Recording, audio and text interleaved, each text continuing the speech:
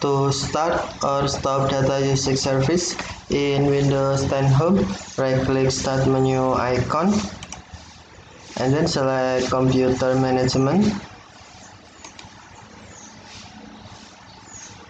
Click or tap Services and Applications drop-down menu and then select Services. Scroll down screen and then right click on data usage, tap start to start or tap stop to stop.